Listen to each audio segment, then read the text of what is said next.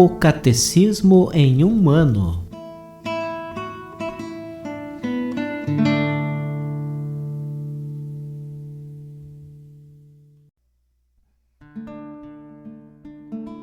Olá, eu sou Luiz Felipe, seminarista da Diocese de Ponta Grossa, Paraná.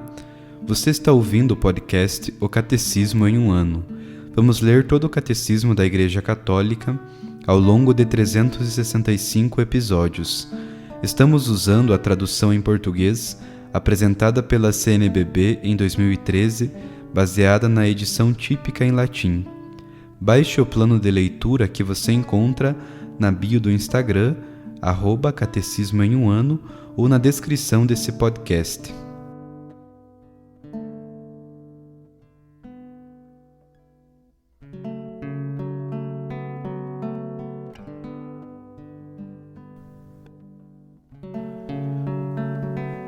Hoje é o dia 190 do nosso podcast, O Catecismo em um ano. Nós vamos ler do número 1485 ao número 1498.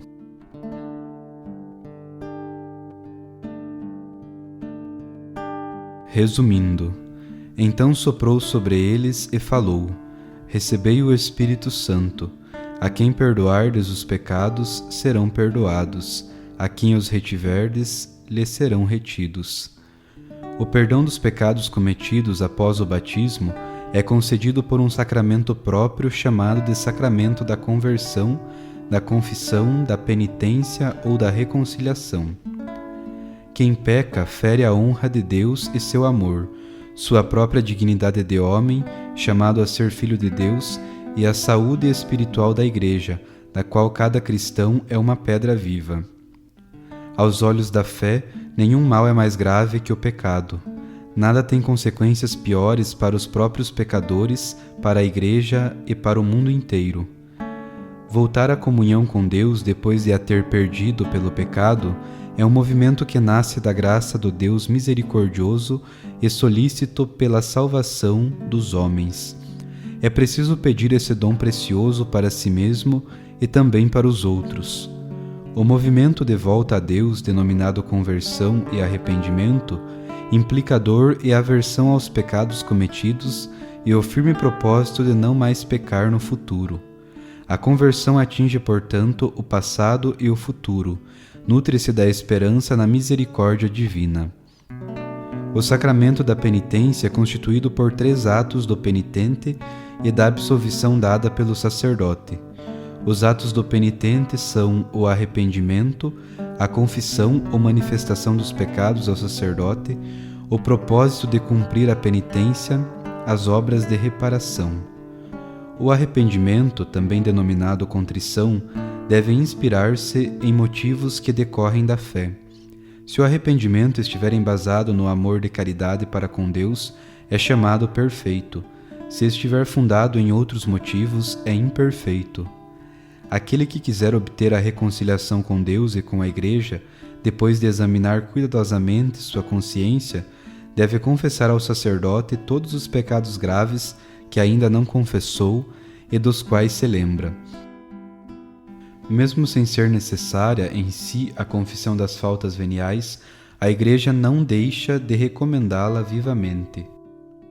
O confessor propõe ao penitente o cumprimento de certos atos de satisfação ou de penitência para reparar o prejuízo causado pelo pecado e restabelecer os hábitos próprios de um discípulo de Cristo.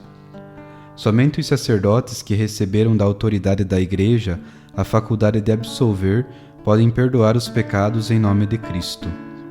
Os efeitos espirituais do sacramento da penitência são: reconciliação com Deus, pelo qual o penitente recobra a graça; reconciliação com a Igreja; remissão da pena eterna devida aos pecados mortais; remissão, pelo menos em parte, das penas temporais, sequelas do pecado; paz e a serenidade de consciência e consolação espiritual; acréscimo de forças espirituais para o combate cristão.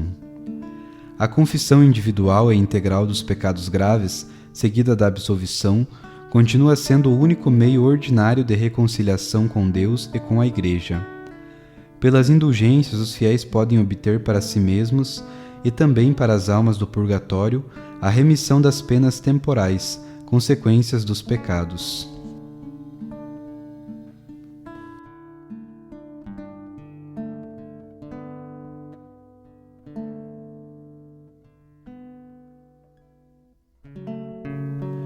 Homilia do Papa Francisco. Pedir perdão implica perdoar. Introdução à Santa Missa. Hoje gostaria de rezar convosco pelos anciãos que sofrem neste momento de modo particular com uma solidão interior muito grande e por vezes com tanto medo. Peçamos ao Senhor que esteja próximo dos nossos avós e avós, de todos os anciãos, e que lhes dê força. Eles transmitiram-nos a sabedoria, a vida, a história. Também nós nos façamos próximos deles com a oração. Homilia. Jesus tenciona fazer uma catequese sobre a unidade dos irmãos e acaba por proferir uma bonita expressão. Asseguro-vos que se 2 ou 3 de vós chegarem a um acordo e pedirem uma graça, ela ser-vos-á concedida. A unidade, a amizade, a paz entre os irmãos atrai a benevolência de Deus. E Pedro faz esta pergunta: sim, mas o que devemos fazer com as pessoas que nos ofendem? Se o meu irmão pecar contra mim, se me ofender, quantas vezes deverei perdoá-lo? Até 7 vezes? Jesus responde com aquela palavra que no idioma deles significa sempre, 70 vezes 7. Devemos perdoar sempre. Mas não é fácil perdoar, porque o nosso coração egoísta está sempre apegado ao ódio, às vinganças, aos rancores. Todos vemos famílias destruídas por ódios familiares que passam de geração em geração. Irmãos que diante do caixão de um dos pais não se saúdam porque levam adiante rancores antigos. Parece que o apegar-se ao ódio é mais forte que o apegar-se ao amor. E este é propriamente o tesouro, digamos assim, do diabo.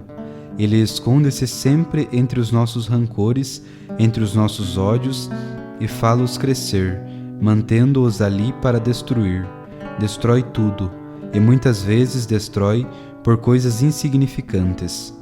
E também se destrói esse Deus que não veio para condenar, mas para perdoar. Esse Deus que é capaz de fazer festa por um pecador que se aproxima e esquece tudo. Quando Deus perdoa, esquece todo o mal que fizemos. Alguém dirá: é a doença de Deus. Nesses casos, ele não tem memória, é capaz de perder a memória. Deus perde a memória das histórias terríveis de tantos pecadores, dos nossos pecados. Perdoa-nos e segue adiante. Pede-nos apenas: faz o mesmo, aprende a perdoar.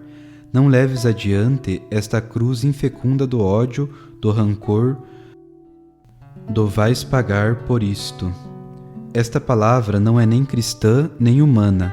É a generosidade de Jesus que nos ensina que para entrar no céu devemos perdoar. Aliás, diz-nos: vais à missa? Sim. Mas se fores à missa e te recordares que o teu irmão tem algo contra ti, primeiro não venhas ao meu encontro com amor por mim numa mão e com ódio pelo irmão na outra. Coerência de amor, perdoar, perdoar de coração. Há pessoas que vivem condenando o próximo, falando mal dos outros, difamando continuamente os seus colegas de trabalho, os vizinhos, os parentes, porque não perdoam algo que lhes fizeram ou não perdoam algo que não lhes agradou. Parece que a riqueza própria do diabo é esta: semear o amor não perdoando, viver apegado ao não perdão, mas o perdão é a condição para entrar no céu. A parábola que Jesus narra é muito clara: perdoar. Que o Senhor nos ensine essa sabedoria do perdão, a qual não é fácil, e façamos algo. Quando formos confessar-nos, quando recebermos o sacramento da reconciliação, antes perguntemo-nos: eu perdoo?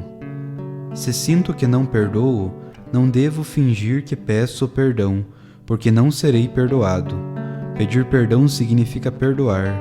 Ambos caminham juntos. não podem separar-se. E quantos pedem perdão para si, como aquele senhor a quem o patrão perdoa tudo, mas não perdoam os outros, acabarão como aquele senhor. Assim vos tratará o meu Pai Celeste, se cada um de vós não perdoar ao seu irmão de todo o coração. Que o Senhor nos ajude a entender isto e a abaixar a cabeça, a não ser soberbos, a ser magnânimos no perdão, ao menos a perdoar por interesse. Como é possível? Sim, perdoar, pois se eu não perdoar, não serei perdoado, pelo menos isto, mas perdoar sempre.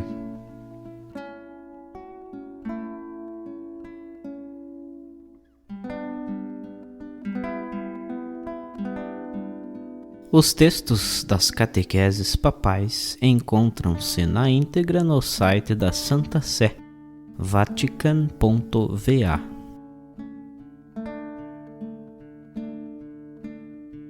Você acaba de ouvir mais um episódio do podcast O Catecismo em um Ano.